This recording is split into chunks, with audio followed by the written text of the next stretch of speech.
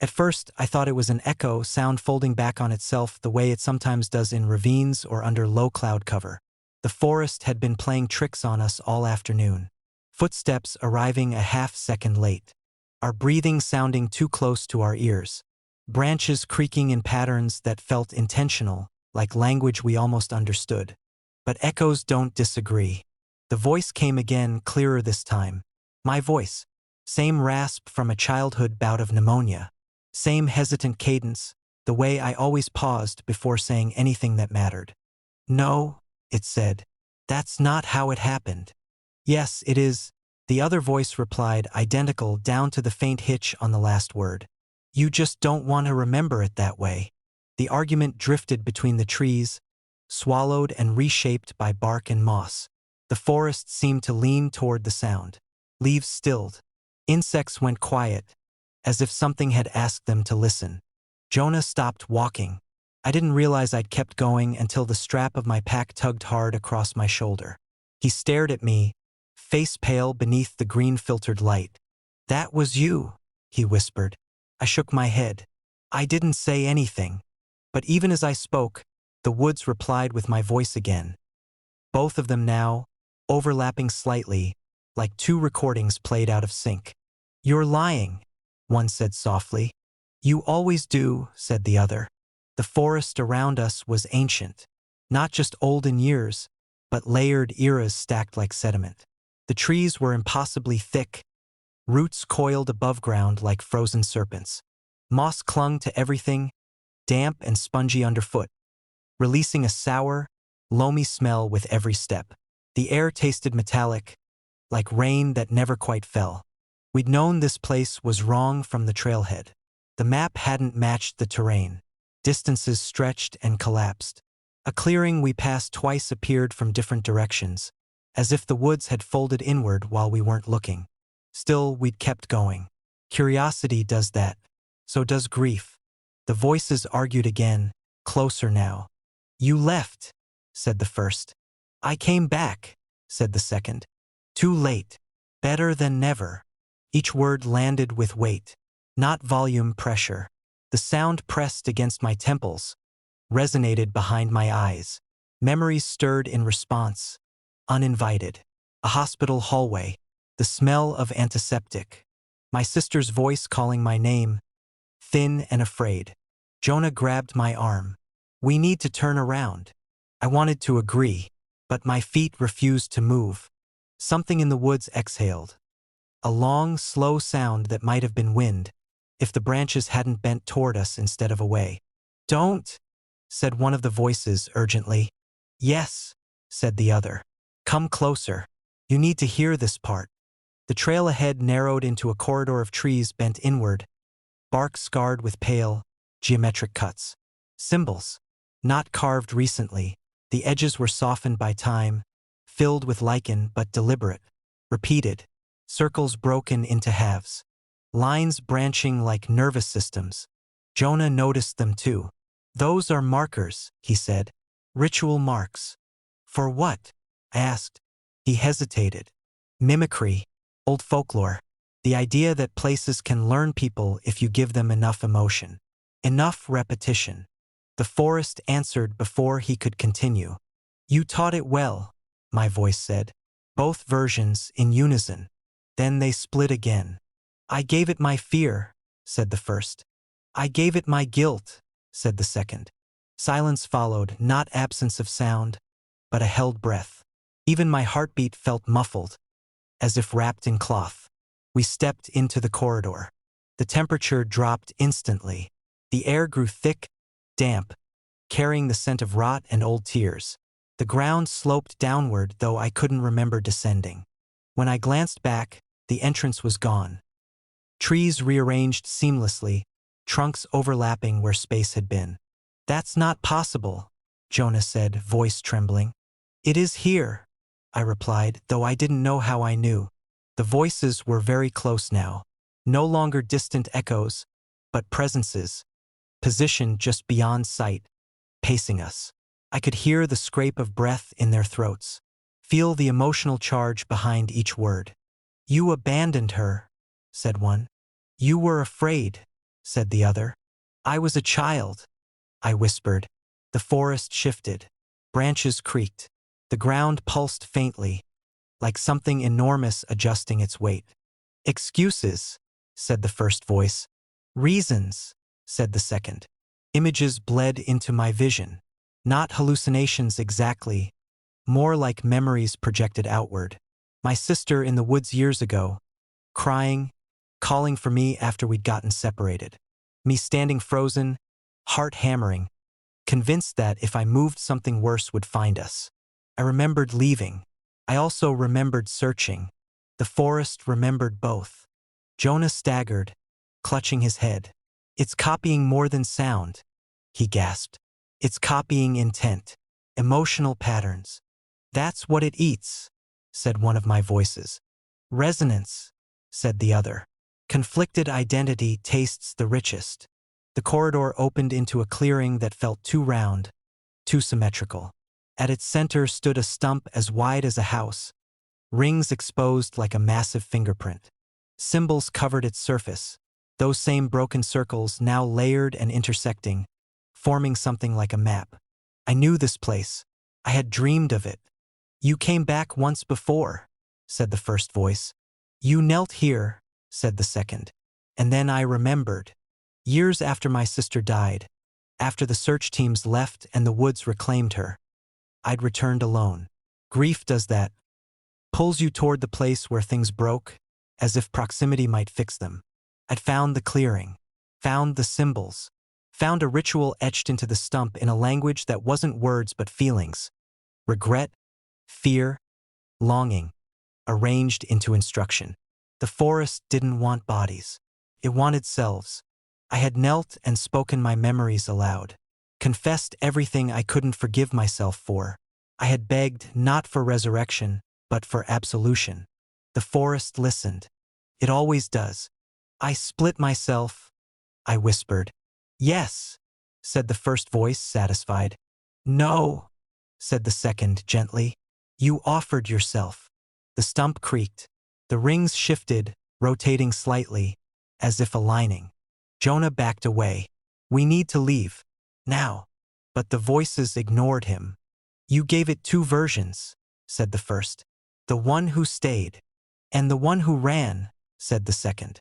Both stepped into view. They looked like me. Not copies, iterations. One wore my old hiking jacket, stained with mud and tears.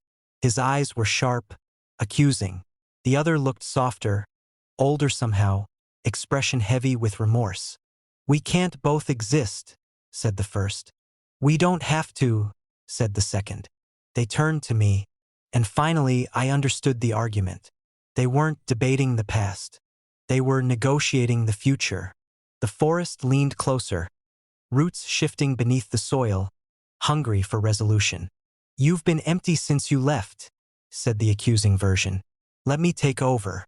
I remember the truth. You've been trying to atone, said the other. Let me finish it. Jonah shouted my name, but his voice sounded distant, irrelevant. The clearing pulsed, waiting. I felt myself thinning, like breath on cold air. That's why it brought you back, I realized. Not to haunt me. To choose, said both voices together. The forest didn't care which version won. It only cared that one of them became me. The first step landed directly over my head, with striking wood, a deliberate crack that shook loose a shower of brittle needles. I flinched and looked up. There was nothing but canopy. The forest had grown vertically wrong. The trunks were too tall, too narrow, rising like columns in a cathedral built for something that needed height more than light.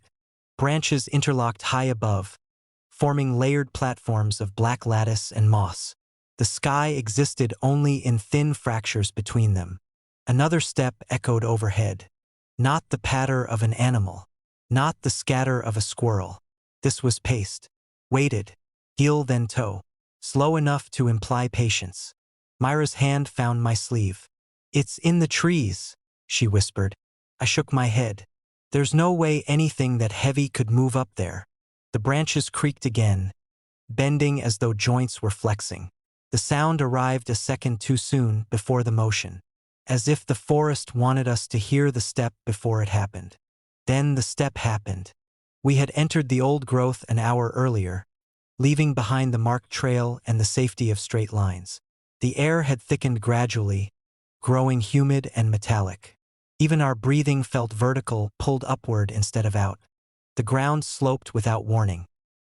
Roots coiled up tree trunks like frozen lightning, and fallen logs leaned against branches instead of lying flat, as though gravity had loosened its rules here. Another footstep landed above us.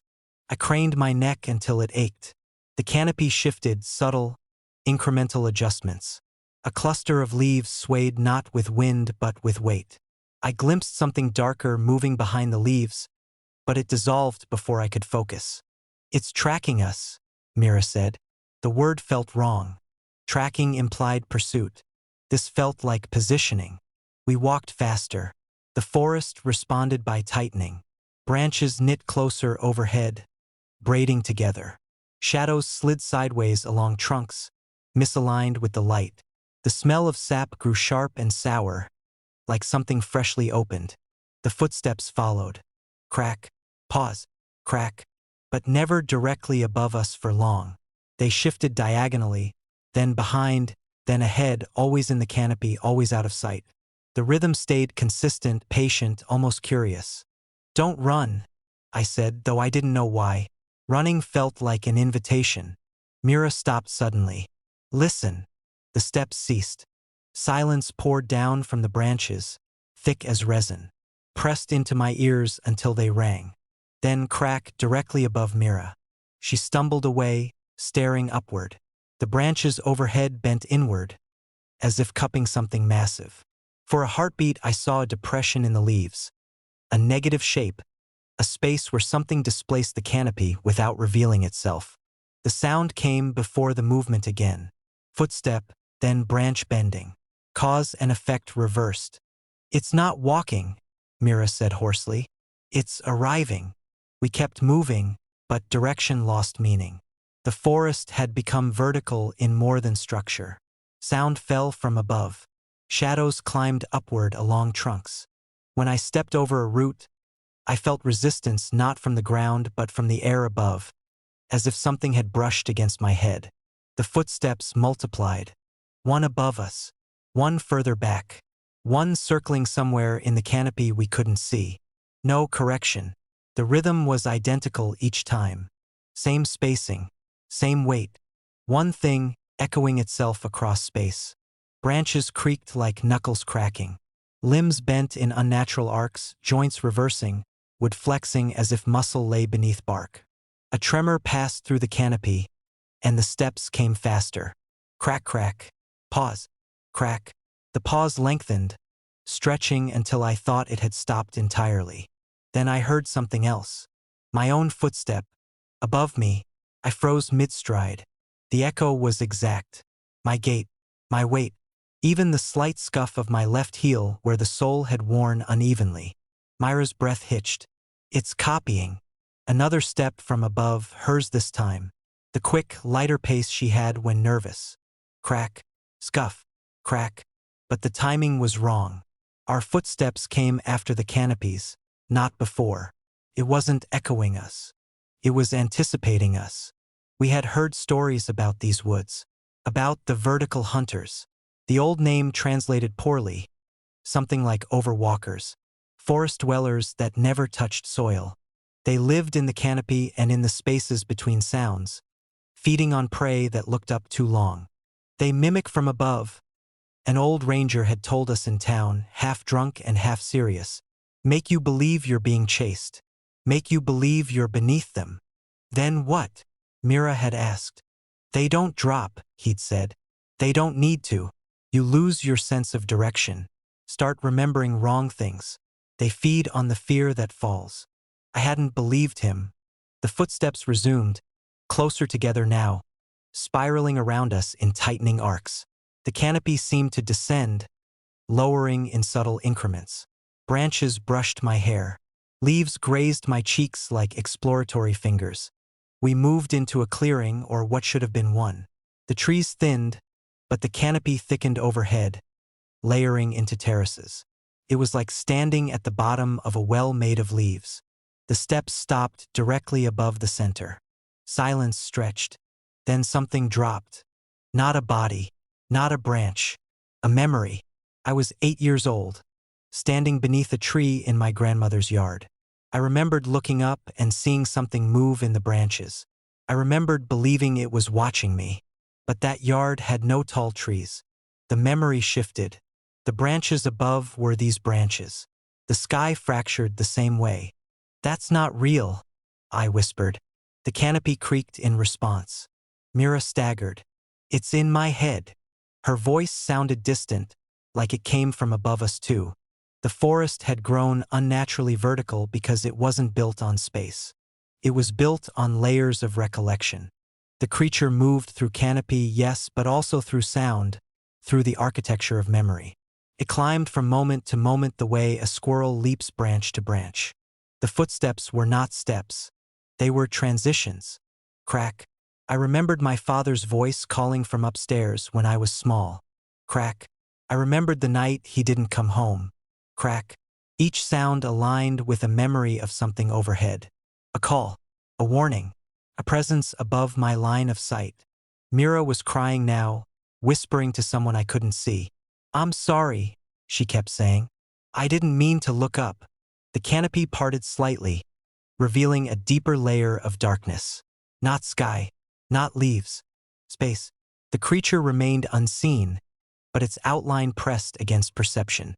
Not a shape, but a distortion, like looking through thick glass at something too close to focus. It wasn't stalking. It was sifting. The steps slowed, deliberate again. Crack. The sound of my mother pacing upstairs the night before she left. Crack. The sound of Mira running ahead on the trail earlier. Laughing. The footsteps changed weight depending on the memory they triggered. Heavy for grief. Light for joy. It was sampling. Feeding not on us, but on the emotional gravity attached to what lay above. The ranger's final warning surfaced in my mind. "They don't hunt you," he'd said. "They decide which part of you is worth living in." The canopy trembled. A final step landed directly above me, perfectly aligned. I felt something descend, not onto my body, but into my recollection of standing beneath trees, into every memory that required looking up. The fear ebbed. In its place came a strange, weightless clarity. The creature wasn't choosing prey. It was choosing perspective. Another step echoed, but this time it came from within my own mind. Above me, the canopy stilled. Mira grabbed my shoulders. "It's gone," she breathed. But she was wrong. The footsteps no longer came from above. They came from my memories of above.